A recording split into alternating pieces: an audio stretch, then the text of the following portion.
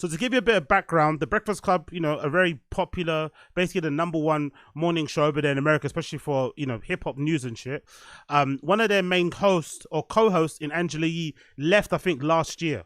She left for Pastures New. No one really knows exactly why she left, but she tried to leave after many, many years there. So they then decided Breakfast Club to have like an open audition of sorts where they cycled through a few hosts. They had a couple of celebrity hosts, but they eventually landed on this girl called Jess Hilarious, who is essentially like a comedian, commentator type of person online, hot takes type of person. Some people don't find her funny, but she does skits. She does skits. She's also stars in movies and stuff, Tubi stuff, and does, online shit. So she ended up getting the job. A lot of people didn't think she was good enough for the job because, she has a certain way of talking. She doesn't seem to sometimes operate in facts a lot.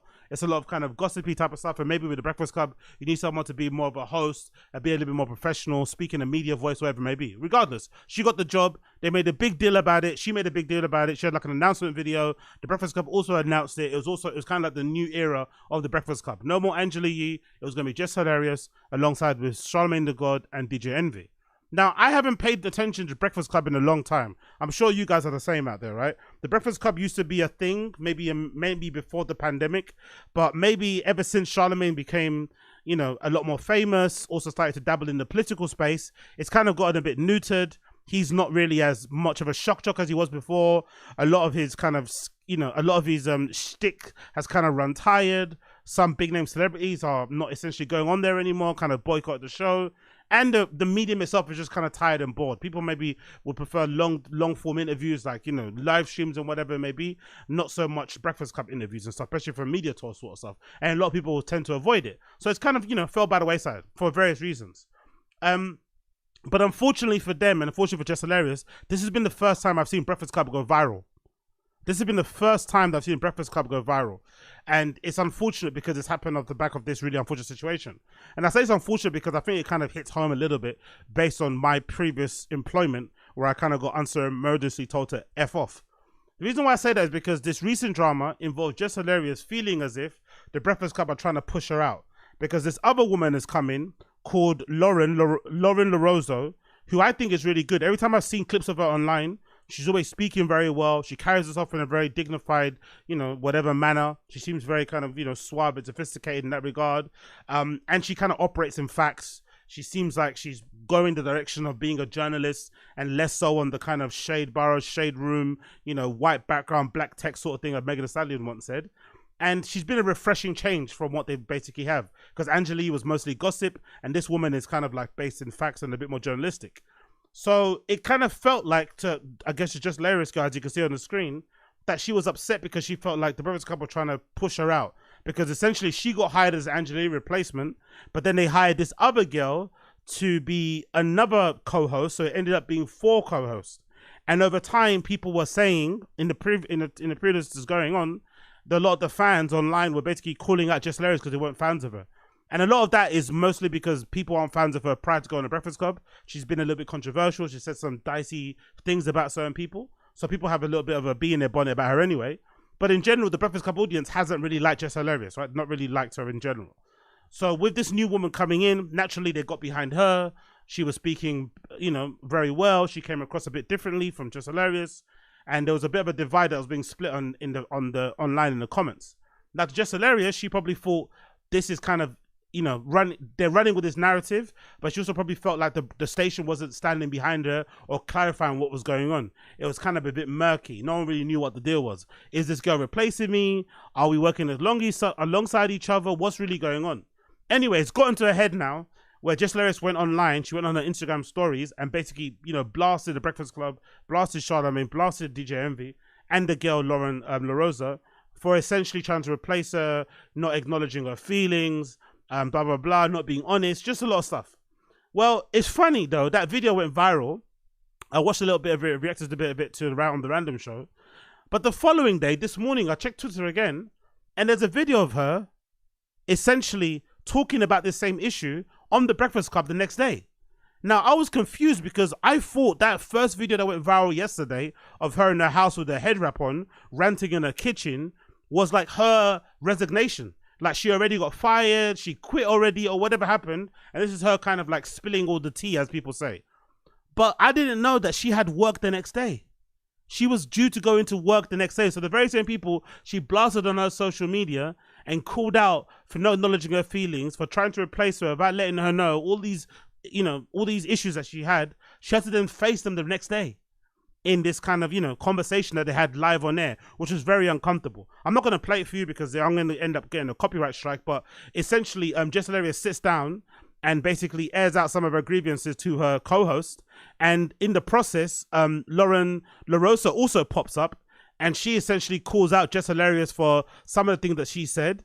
And essentially, from what I can understand in a particular conversation, Lauren LaRosa girl essentially said that she had a conversation with Jess Hilarious behind the scenes to try and work something out, but they hadn't come to a mutual agreement of how to kind of approach this very awkward situation. Now, for me in general, just to kind of, cut a long story short, I feel a lot of sympathy for this girl because I can't imagine, like, I already had a little bit of an issue with my previous workplace where I was made to feel like I wasn't good enough. I wasn't good enough for the role, don't get me wrong, but they went out, I don't think they tried to hide the fact that they didn't rate what I was doing, right? And there was a lot of kind of weird passive-aggressive type of bullying and whatever else going on there, right? That I tried to swallow to be a good boy. In the end, it ended up, not working out, and they ended up telling me to F off. 3-month contract. I got flipping let go after 2 months, which is kind of wild. No, after 1 month, 1.5 months, which is kind of wild. But I remember that being the first time in my professional career where I ever felt inadequate. And I've never felt that way. Everyone that knows me would know that I have delusions of grandeur. I have supreme confidence. I walk into any room thinking I'm the fucking shit. All this malarkey. But that was the first time in my life where I actually started to doubt myself. I started to consider, maybe I'm not as smart as I think I am because I'm not getting this job. I'm not getting a handle on it. I haven't figured it out, right? It's causing me a lot of trouble. The first time I was going to sleep and dreading going to work the next day, which I never ever did. In any job I have, even the most menial of jobs I had in the past that were flipping backbreaking and stuff, I never was dreading going to work, right? I might have not been happy I was going, but I was literally dreading going to the previous place I was at. And all of that came about, I think, mostly because the people I was working as, it was a job that I had it was a temporary 3-month contract. And I think it was 5 of us. Was 5 of us? Yeah, it was 5 of us came in. And the idea behind it was that, hey, there's 5 of you coming in. You're covering this period of time where we're going to be the busiest to help us out with customer service and operations and shit. But if 3 of you shine, if 2 of you shine, we might keep you on. Or 1, whatever. So that was the kind of, the carrot dangling in front of our head. But it was very clear this is a 3-month contract. So I couldn't even pass the 3 months. That's kind of isn't it? It's kind of a bad, reflection on me. But to be fair to me as well, the role itself, the job itself, wasn't very in line with my skill set or my knowledge or my expertise. So it was kind of something I was trying to learn in real time, and I couldn't flipping bridge the learning gap, right? But one thing that I realized while I was there, I was not feeling inadequate because the management and shit. It was more so inadequate because the people I was hired alongside, the other 4 people, they were really good, especially 3 of them. 3 of them in particular, they were far ahead of us 2 that were down below, let's say. Far ahead. So they made me look way worse because they were so good.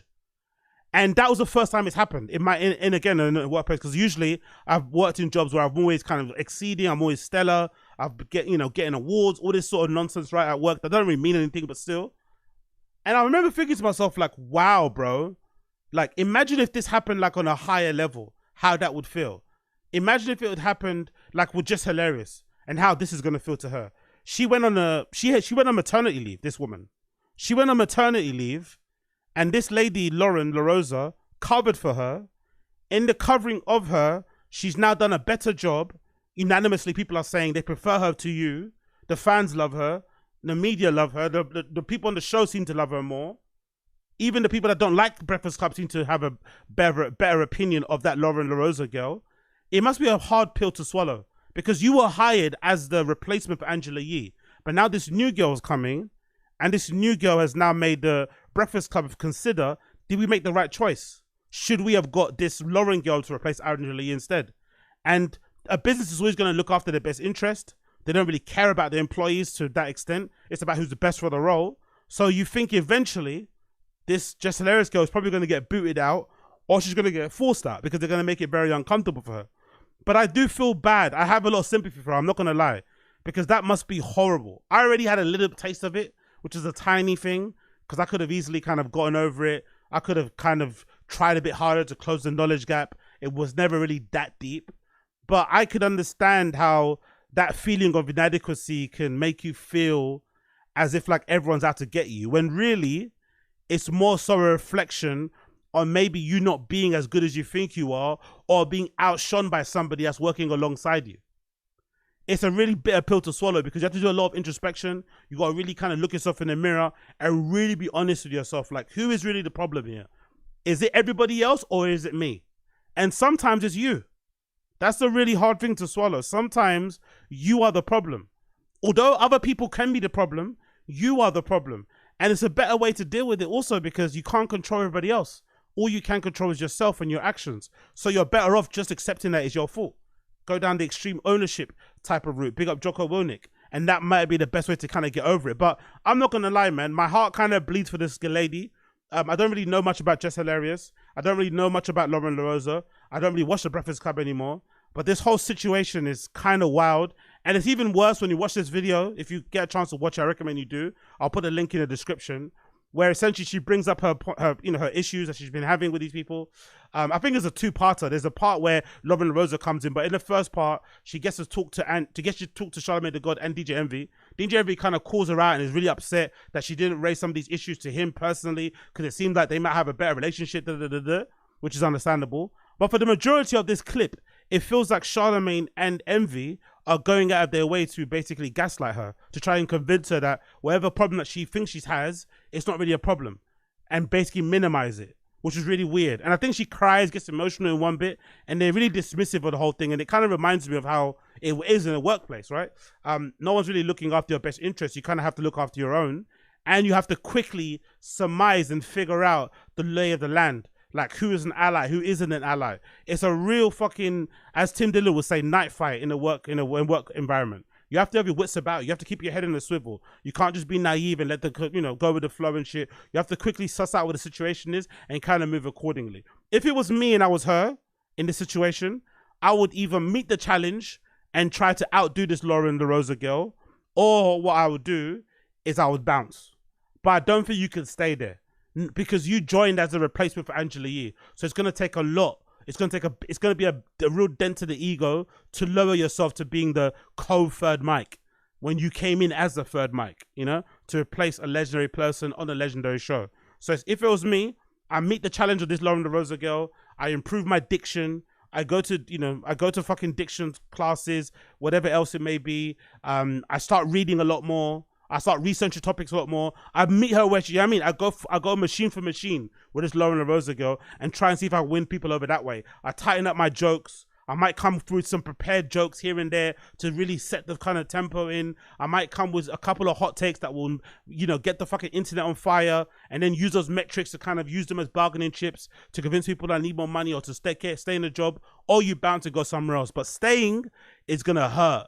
It's gonna fucking hurt, because essentially it feels like she's taking a little bit of a demotion. But in this whole affair, that Lauren LaRosa woman has come across incredibly well. There's a clip of her where she's basically schooling, I feel like, in a little bit, just hilarious about how to deal with this issue. She kind of scolds Charlamagne and DJ Envy for minimizing and dismissing her feelings and shit. And she kind of goes out of her way to kind of remind Just Hilarious that, hey, I'm a grown-up person too, I'm an adult too. You can't speak to me a certain way, but we're in this together as women. Let's But obviously, as I've said before, the real enemy of women isn't men, it's other women.